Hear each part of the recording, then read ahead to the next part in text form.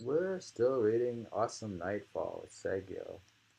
And we come to part 3, and here it says Saigyo pursues one of his themes is paradoxes and problems associated with throwing away the world.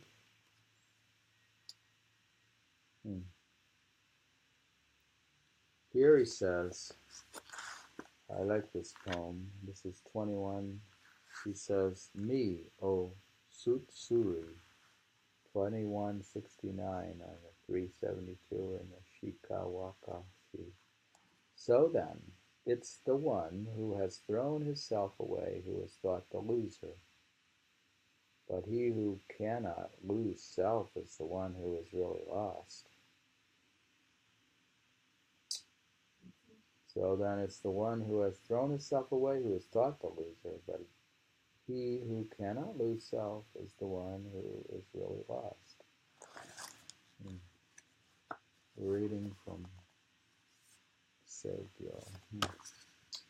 Composing this poem, Kobayashi Hideo, perhaps Japan's premier literary critic in the 20th century, wrote, a poem such as this is a conceptual one, looking like it borrowed the dialectic grammatical structures of Buddhist text.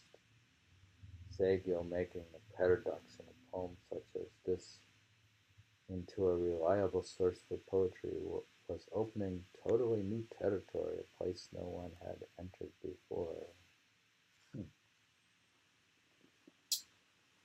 That's from the top critic. The conceptual dimension recognized by Kobayashi does not, however, mean that the content was alien to Saigyo's emotional experience.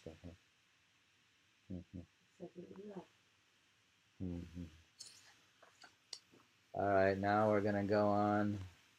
We're not reading every little critic's note. During the period of mourning his father, Toki Daiji Jin's Yoshi's mother died as well. Having heard this, I sent the following in condolence to him from Mount Koya. I'm reading from Saigyo's words. He says, Kasani Kiri Piru, 856. One on another with stereo robes of mourning ever deeper suggest you might now die your life in the Dharma's depth. And he says, I received the following response from Kotu Taiken Yoshi. Fuji Koromo, 857. The color of my garments may have deepened, but my mind is still shallow, pale, unfit for such a step.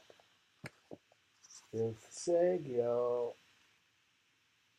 interpreted a lull in the courtier's poetic activities as a personal misfortune, there were other things consequent to the Hogan's disturbance that he surely would have viewed as the onset of some kind of cultural and societal nightfall.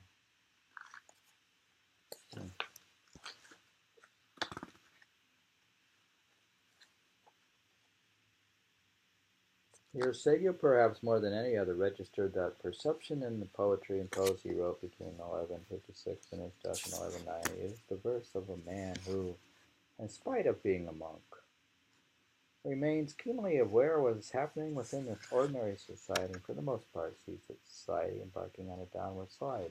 This, too, is probably linked to his conviction that things are not what they seem, and that irony is found, being somewhat detached, both physically and socially, from the very center of things, was not a bad way to see them more clearly. It appears to be why he wrote a poem such as the following. He says, Haruka Naru, 2079. Boulder encircled space, so far from everything that here I'm all alone. A place where none can view me, but I can review all things. The impulse to put distance between himself and the capital resulted in another journey, this time westward and on to the island of Shikoku. At the age of 51, he departed with the sense that he might never return, and it had been exactly 28 years since this tonsure. Before leaving the capital, he wrote, "Just as had always been so, I continued to go to the Kamo shrine even after becoming a monk. Now at an advancing age, I was about to pilgrimage to Shikoku, thinking that I may never return. So I made a night visit to the shrine on the 10th day of the 10th month of 1168. I wanted to present a votive request, but since I was wearing the clothes of a Buddhist monk and could not go inside the shrine, I requested someone to present it on my behalf. Through the trees, the light of the moon was filtering softly, so that the atmosphere of the place was even more sacred than usual, and I was deeply moved. I wrote, Kashi Komaru, 1181. Awe is what fills me as my tears fall onto the sacred branch I here present. My feelings are of someone wondering if he'll ever return. This journey was a result of very important poetry. Part of its purpose was to pay homage to two persons.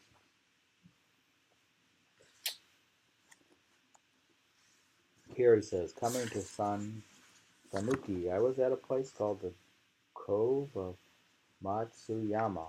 I looked around for the exact location where the retired emperor had resided, but no trace of his earlier presence could be found. He says, Matsuyama Kono, 1444. The ship he was on crossed the waves to Matsuyama and then suddenly disappeared as he too slipped down below our horizon.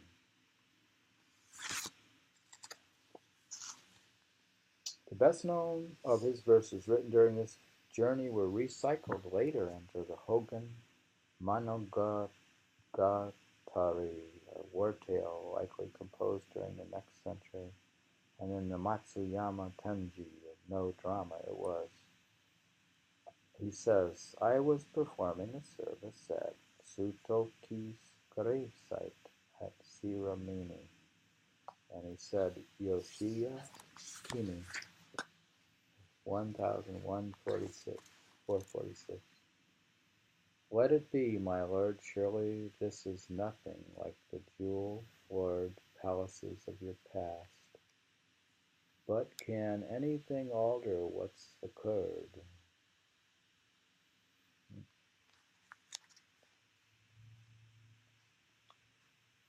Concerning heavenly beings, he says, the above the clouds life is surely joy itself, but tempered by knowing life even there cannot go on forever.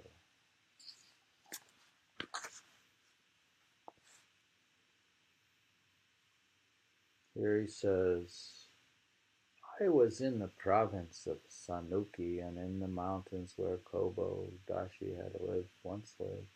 While there, I stayed in a hut, and I had woven together out of grasses. The moon was especially bright, and looking in the direction of the inward sea, my vision was unclouded. And he writes, cloud-free mountains encircle the sea, which holds the reflected moon. This transforms islands into emptiness holes in a sea of ice. The fact that Saigyo was positioned high enough to look down on an array of smaller islands themselves in a sea formed within two much larger islands is the positional starting point from this extraordinary poem.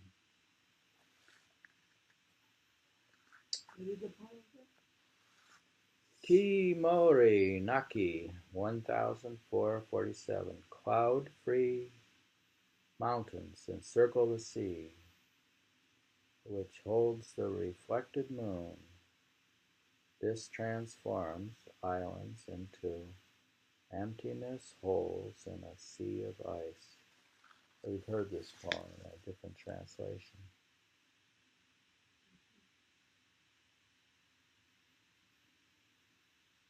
We have total recall. You remember the other translations? I don't seem to have total recall. I used to. What happened to the clouds? The poem says, cloud-free mountains encircle the sea, which holds the reflected moon. This transforms islands into emptiness holes in a sea of ice. The islands are emptiness holes. They're certainly different. He sees that from close, the mountains without clouds, and they surround probably like a portion of the sea, they go around. But then she sees the whole picture and the mountains become false and the biggest ice, it looks like ice. I don't know if it is, but it looks like ice. The moonlight. Here it says, the link with Ku-Ke across the span of 3 centuries becomes even more intense. Saigyo writes,